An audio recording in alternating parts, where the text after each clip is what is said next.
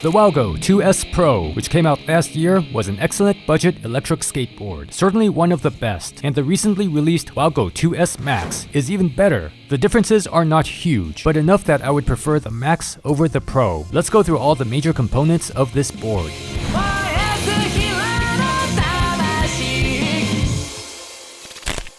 By the way, I'm recovering from a broken ankle, so I assigned my henchman Max to test out this board. Max and the 2S Max are not related, just in case you couldn't tell.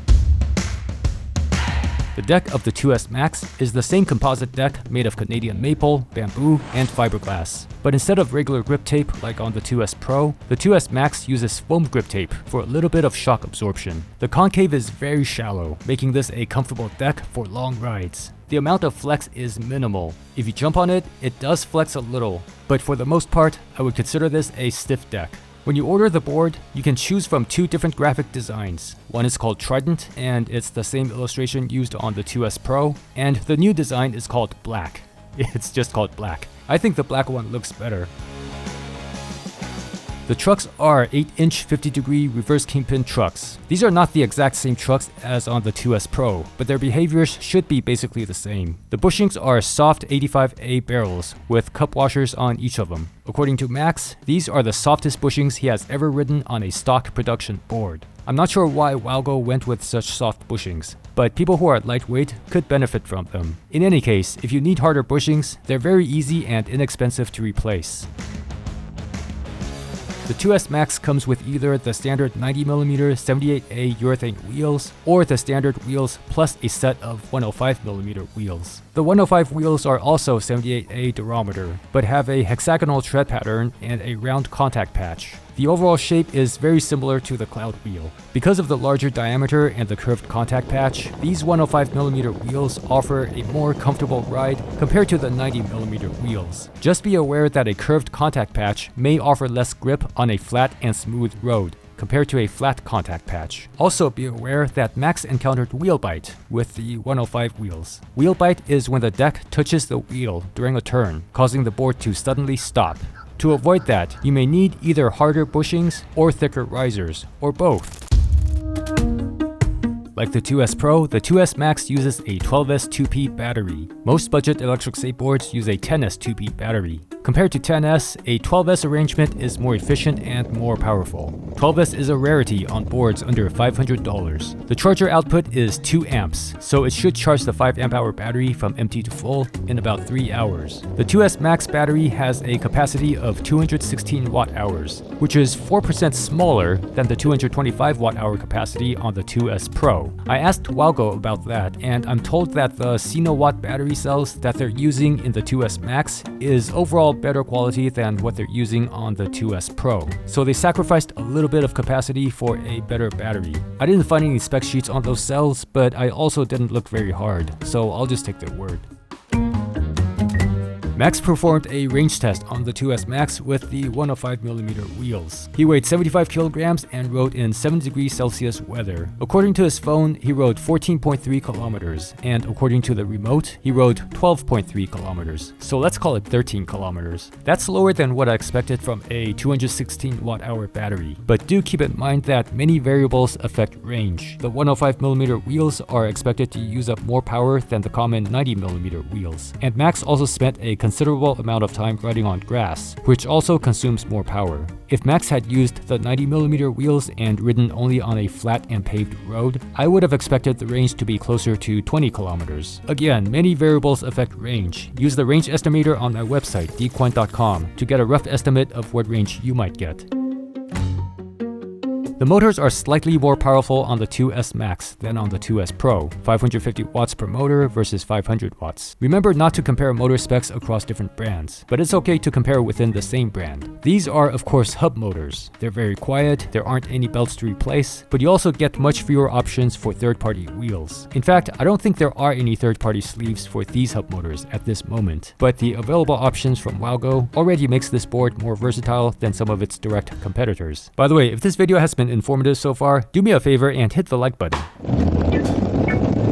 The ESC on the 2S Max is for the most part the same Hobbywing controller that's on the 2S Pro. The differences are that the top speed has been increased from 40 km per hour to 45, and the responsiveness of the remote has been improved. Or at least it's an improvement, according to WowGo. According to Max, who tested the board, the new acceleration curve feels a bit abrupt. He actually prefers the older configuration. Obviously, I have not tried the board for myself because of my ankle, but I'm quite curious what the improved responsiveness feels like. Because boosted boards, remember them, were also noticeably more responsive than boards that use Hobbywing, and I liked that responsiveness. So I'm curious if the feeling of the 2S Max is similar. According to Max, the acceleration on the 2S Max is more on the strong side for a board in this category, but the brakes feel a little soft.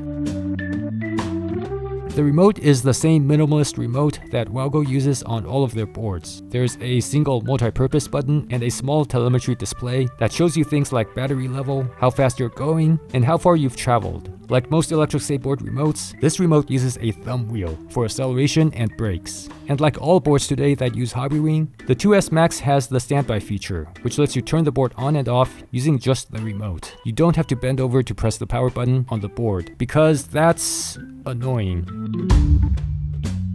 The 2S Max is about as portable as any other board in the same category. It's 8.2 kilograms, so it's not difficult to pick up and carry with you, but it's not exactly light either. The board is long enough that you can pull the front truck with the back wheels on the ground.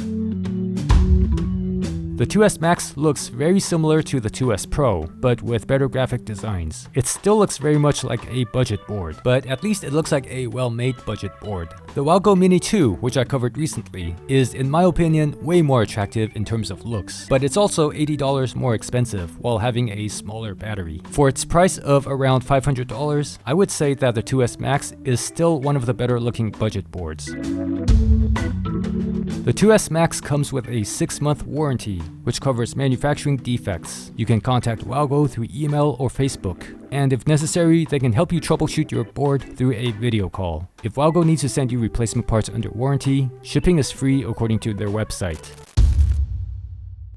The WowGo 2S Max is a great board for people buying their first electric skateboard. Although I personally prefer belt drive, I think most casual riders aren't interested in trying different wheels and would rather not deal with replacing belts. And for experienced riders, if you don't already have a street board in this size and you're looking for something inexpensive, I think this is one of the best options for under $500. If you already have the 2S Pro, is it worth upgrading to the 2S Max? I don't think so. These two boards are very similar. If you're trying to decide between getting the 2S Pro or the $20 more expensive 2S Max, I would go for the 2S Max. But honestly, it's mainly because I think the graphics look better on the 2S Max. If you want to get either one, I have a referral discount code you can use.